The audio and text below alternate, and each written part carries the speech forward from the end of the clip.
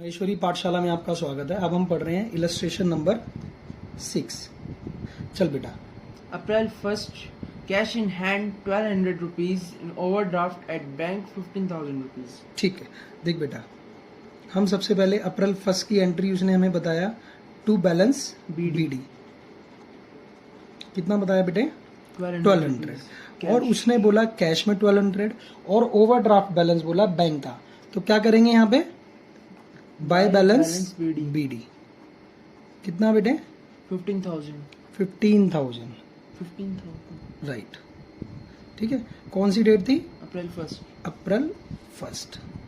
Next entry बोलो बेटा। April 3rd. April 3। Capital introduced 20,000 rupees, out of which 16,000 is by check and is deposited in the bank. हाँ जी, तो बेटा उसने बोला कि 16,000 जो थे वो क्या करेंगे? बैंक से हैं, और 4,000 जो रिमेनिंग, टोटल कितना लाया वो? 20,000. 20,000। 4,000, 16,000, 20,000। नेक्स्ट एंट्री बेटे। April 4, purchase goods from Sham Traders for 3,000 rupees, less trade discount 200 rupees, against check. देखो, 3,000 रुपए का माल लिया हमने, कितने दिए उनको? 2,800। तो 200 का हमने उनको डिस्काउंट दे दिया, और पेमेंट किससे कर रहे हैं? चेक से। तो चेक कहाँ जाएगा बेटा? बैंक में। Next entry April 4, goods purchase for cash rupees 4,000। ठीक है, तो यहाँ सिंपल आ जाएगा बाय परचेजेस अकाउंट अप्रैल 4। कितना बेटा? 4,000। नेक्स्ट एंट्री बोलो। April 5, sold goods to Mohan on credit 5,000. आएगी एंट्री? नहीं आएगी। क्यों? क्योंकि क्रेडिट की एंट्री है। ठीक है, ये क्वेश्चन ही इसीलिए लिया गया है क्योंकि इसके अंदर बहुत सारी ट्रांजैक्शन मिक्सअप है। सारी ट्रांजैक्शन, अगर ये क्वेश्चन अगर हम ढंग से कर लेंगे तो हमारे जितने भी डाउट्स हैं वो सारे क्लियर हो जाएंगे। ठीक है, बड़ा लेंथी क्वेश्चन है। चल बेटे। April 6, received check from Rakesh 2,450 rupees after allowing him discount 50 rupees. देख बेटा, उसने अप्रैल 6 की एंट्री हमें बोली है, तो उसने बोला है कि हमने उससे 2,500 रुपए लेने थे और 2,450 रुपए हमने उससे लिए, लेकिन चेक क्या आज डिपॉजिट हुआ? नहीं हुआ। तो हम पहले तो उसकी जर्नल एंट्रीज करेंगे, और जब वो ट्रांसफर हुआ है अब चेक करेंगे कि ये जो चेक है कब बैंक में गया है। तो बैंक में कब गया है? अप्रैल 10 को। तो अप्रैल जब 10 को एंट्री क्या करेंगे? To check in hand. क्या लिखेंगे बेटा? To check in hand. To check in hand. कितने का था बेटा चेक? 2,450. 2,450। बात समझ पा रहे हैं? नेक्स्ट एंट्री देखो। April 11, settled the account of Tej Printers of 750 rupees by paying cash 680 rupees. किसको दिया हमने? Tej Printers. तेज प्रिंटर्स को। कौन सी डेट की एंट्री थी बेटा? अप्रैल 11 की।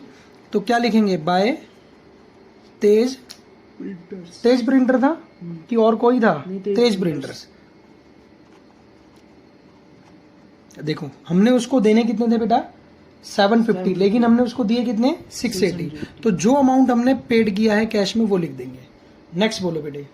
Next, April 12, cash received from Mohan 4,750 in settlement of his account of 5,000. 5,000, यानी मोहन से हमने 5,000 लेने थे, लेकिन हमने जो रिसीव किए कितने? 4,750। तो क्या लिखेंगे?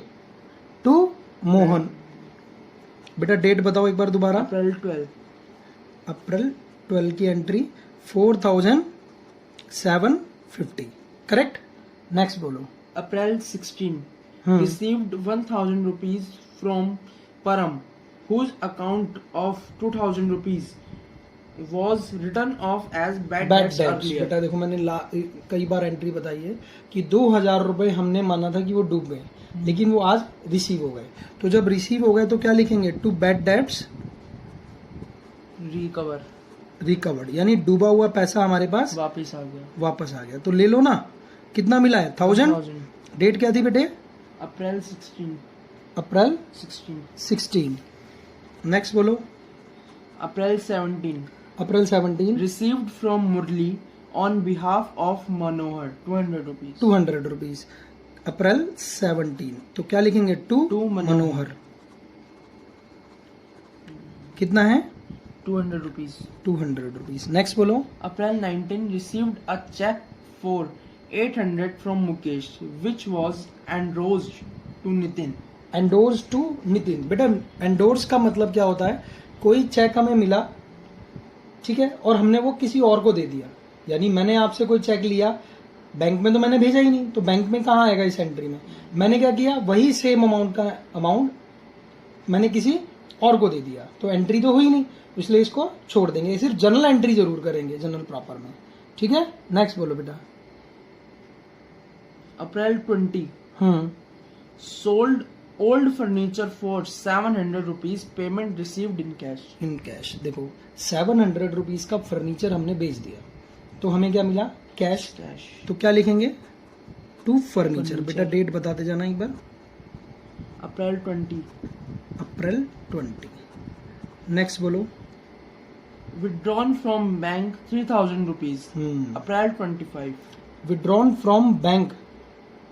अप्रैल 25 की एंट्री है हमारे पास, और आपको ये पता चल गया होगा कि एंट्री कौन सी है? Contra Contra entry, entry. क्योंकि कैश और बैंक आ रहे Right. हैं, ठीक है। तो हमने क्या किया? विड्रॉन फ्रॉम बैंक, यानी cash account debit to bank account. तो यहाँ क्या लिखेंगे?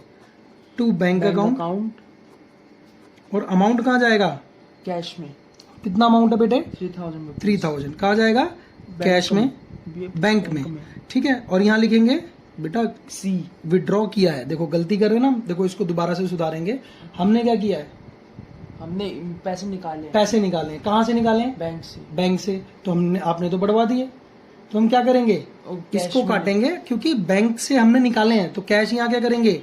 बढ़ाएंगे। देखो अब देखो हमारी एरर हुई, लेकिन हमें कुछ सीखने को मिला है कि देखो अमाउंट क्या है?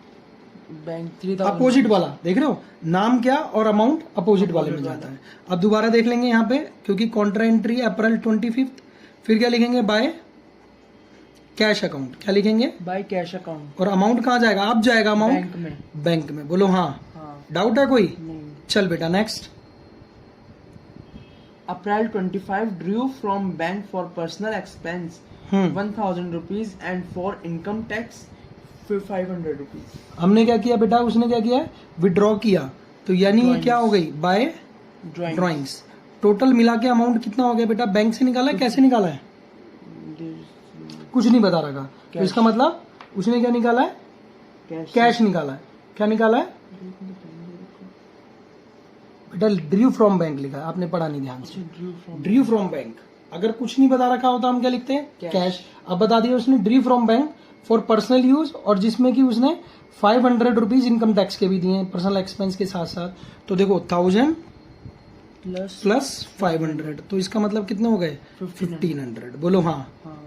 नेक्स्ट एंट्री बोलो। April 28 अप्रैल 28।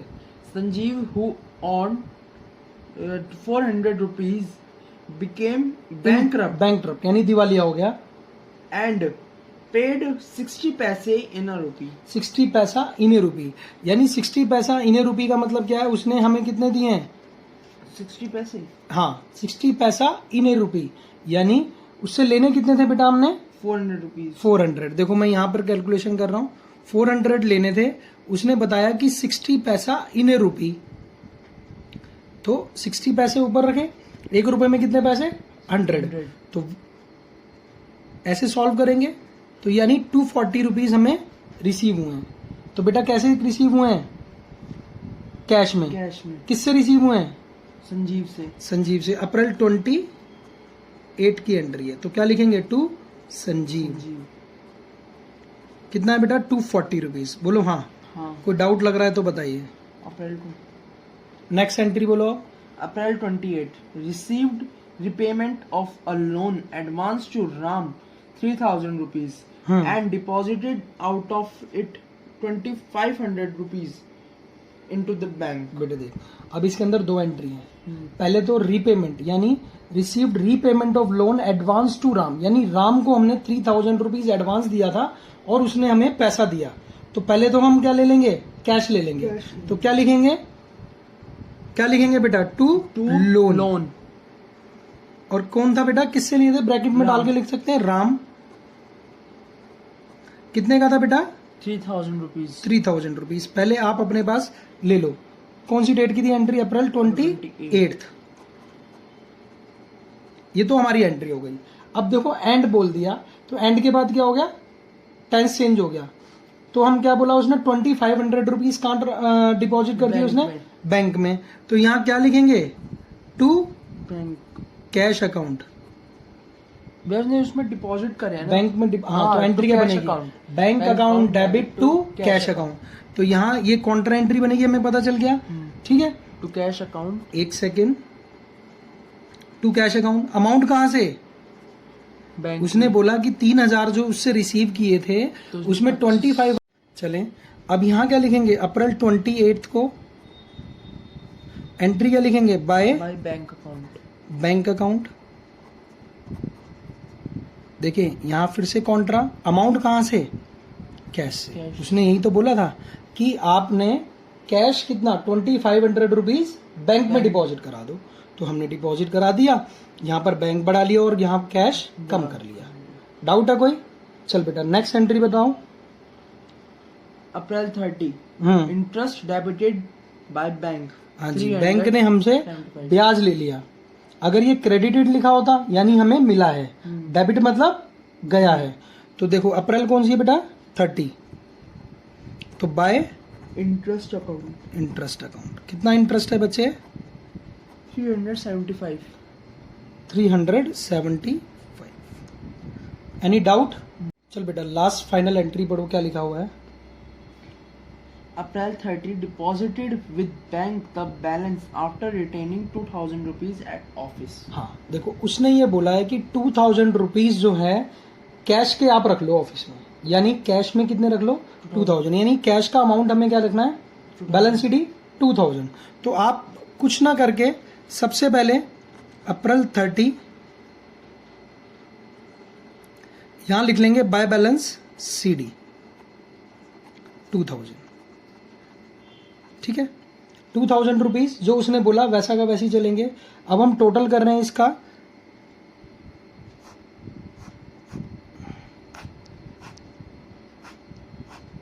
देखें ये टोटल अगर हम करें कैश साइड की कॉलम का, तो कैश का जब हम कॉलम का टोटल कर रहे हैं तो हमारे पास आ रहा है 18,090 रुपीज। तो 18,090 रुपीज यहां लिखो और 18,090 रुपीज यहां लिख दो।